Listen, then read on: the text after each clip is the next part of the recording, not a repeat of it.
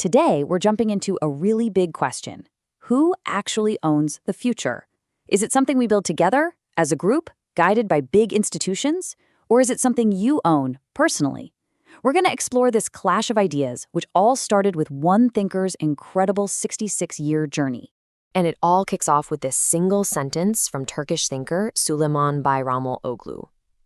I mean, think about that. It just completely challenges this core assumption that working together on the future is always best for everyone. This is an idea that came from a whole lifetime of questioning the systems we all just kind of take for granted. So to really get where he's coming from, we have to go back to the beginning. We've got to start with his story, which begins, of all places, in a remote mountain village in Turkey. You see, this wasn't just some academic exercise for him. This was a 66-year-long search for a personal roadmap. When the old systems and cultural beliefs just didn't have the answers he needed, he decided, okay, I've got to build my own guide for figuring out who I am and where I fit in the world. And after decades of all this searching, he landed on this core realization. The individual, the single fundamental cell of our whole society, has been totally overshadowed, swallowed up, and, he argues, often exploited by the very institutions that were supposed to be serving them. Okay, so keep that idea in your head. Now let's flip the coin and look at the complete opposite approach, the established, mainstream way of thinking about the future. And this one is led by one of the biggest institutions on the planet, UNESCO.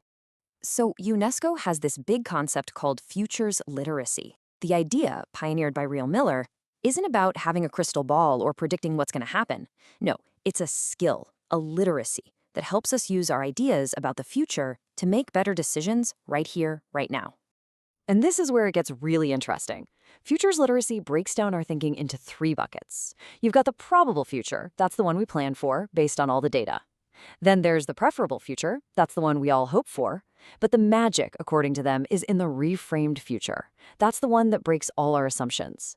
The whole goal of UNESCO's workshops is to get people to stop being stuck in the probable and start exploring that wild, innovative space.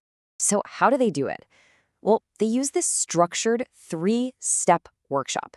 It's all about getting a group of people in a room to learn together, to basically expand their shared imagination about what's even possible. So at the end of the day, what's the big takeaway from the UNESCO model? It is a collective process. It's all about using the power of the group, our shared intelligence, to make whole communities and organizations stronger and more innovative when facing a future that's, let's face it, pretty uncertain. But what if that intense focus on the collective is missing the point completely? This brings us right back to the counter-argument, the one that puts the individual, you, smack dab in the center of the future. And wow, this slide just lays out the clash perfectly, doesn't it? On one side, you have the future as this group project, guided by experts to make the whole system better. And on the other side, you've got the future as a personal canvas for creation, driven by an entrepreneurial spirit, all for the sake of personal freedom. I love this metaphor. It introduces the ideal person in this philosophy, the tam insan. It's a Turkish concept that's sort of like the complete human. This person is connected to society, right? Their roots are in the forest, but they are not dependent on it.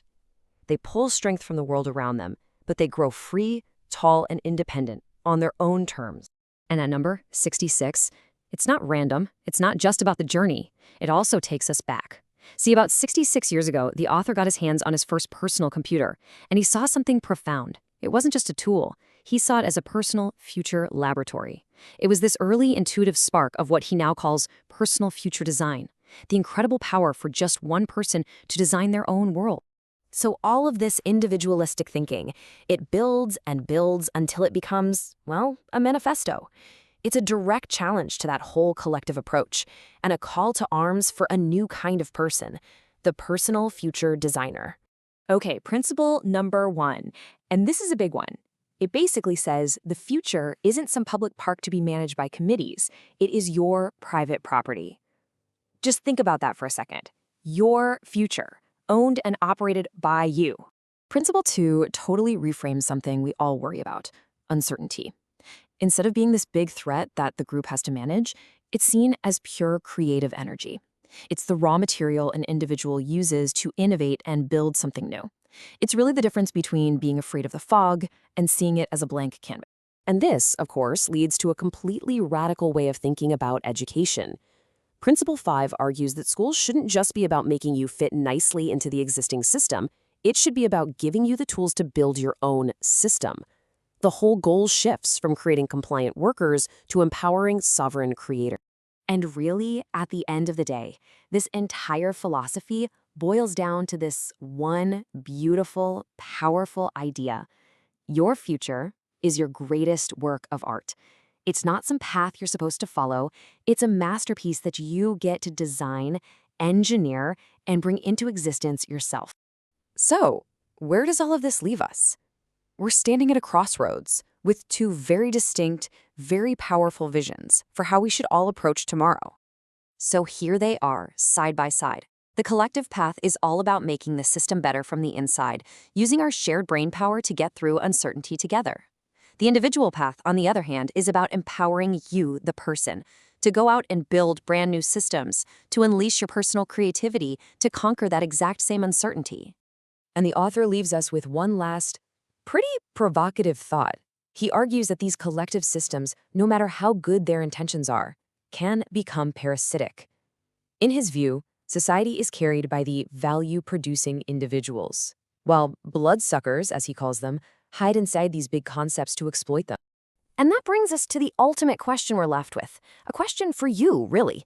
Is the future a collective project that we all have to manage together? Or is it a personal canvas that you get to create and own for yourself? Your answer might just define the path you choose to take.